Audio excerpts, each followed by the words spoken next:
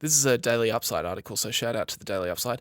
Nvidia wants to apply its AI expertise to more than just chips, Hamish. Did you know that? Whoa. Well, let me tell you about it. The company is seeking to patent a system that can infer emotion from speech in audio data using deep learning. So Nvidia's tech, stay with me. Nvidia's tech would use AI to figure out the probability that a person's speech lines up with a set of emotion classes.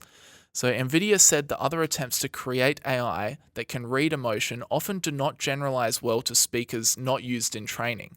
Other systems also determine a single emotion for an entire segment of audio, which does not capture any variations in emotional state of a speaker during that segment. So this tech that Nvidia is looking to patent, it takes an audio clip that's gone through some pre-processing, remove background noise, etc. It then passes it through an emotional determination module, which either uses a neural network, stay with me, Hamish, which either uses a neural network or deep learning model to classify the different emotional states of the speaker. The system may pick up on a number of emotions such as fear, joy, anger, or disgust, and place each of them on a sliding scale that can shift throughout the speech. Wow. How cool is that? That's, if it works, which it probably won't. Yeah. if it can work. Yeah. Well, that would be so cool. Yeah, I'm trying to think of what's the practical application of that? Is there like but regardless of that, it is really interesting. And I was talking to someone about this the other day, that there's just so many kind of elements of AI that I think we probably can't even imagine, what the use case is, or even that it's even possible. And yeah, this is a strange one. But is there any use cases for, what's the use case for this?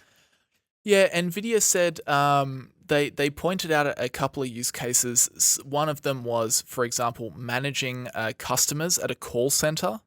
So kind of changing the tone of AI and figuring out, how angry someone is when they're calling in and how to adjust the AI response, like that kind of thing. Yeah. Okay. That's actually really interesting.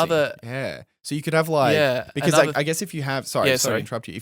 Because if you have a real human, I guess, on a call center, they can adapt to some extent to the emotions of the person. Whereas if you had an AI or completely automated call center, you would want that actually makes perfect sense. You would actually want an AI that can tell whether someone's getting angry and how to kind of navigate that.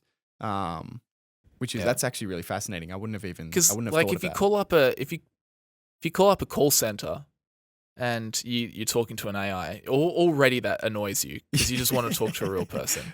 But then if the AI is like, sorry, I didn't catch that. Please enter. Did you mean banking? Say yes or no. And then it's like, sorry, I didn't that's just infuriating. Yeah. So it would be cool if it actually worked and they could do that. What else did they say? Just adding context into conversational AI is another one.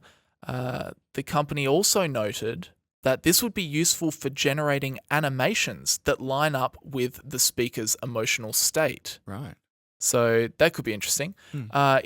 In addition to this patent, the company separately filed an application for audio-driven facial animation along that line with machine learning-based emotional support. So this essentially picks up where the other patent leaves off, using speech input to generate audio-driven facial animation that is emotion accurate. Right. Wow. So that would be interesting. I don't know, could this be used in...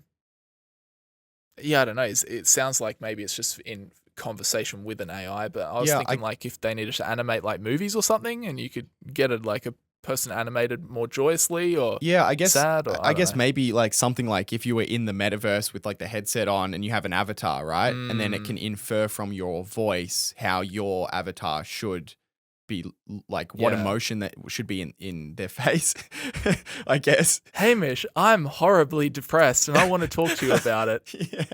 Yeah, exactly. Your character's just smiling, just a permanent smiler. Oh dear. Yeah. I guess they're all. I guess the use case is it's just another little steptoe, or a little bit of a step towards AI becoming more human, I guess. and being able to do some of the things that we can do very easily. So interesting. Cool if it works. Yeah, cool. But cool if. I don't think it will for a long time. Hamish, why are you so angry? Hamish, why are you so angry? Relax. Hamish, why are you both sarcastic and angry? Hamish, please don't use sarcasm. Yeah, good luck reading my emotions. I just talk in sarcasm. No one can ever tell if I'm serious. It's true. It's actually true. It's probably a bad habit. I feel like we can only do that just because we know each other so well. But, it's quite an Australian thing to do, I think, as well. But we do use sarcasm a lot. Yeah. We use sarcasm a lot. Yeah. Probably more than what we actually should for a podcast. But,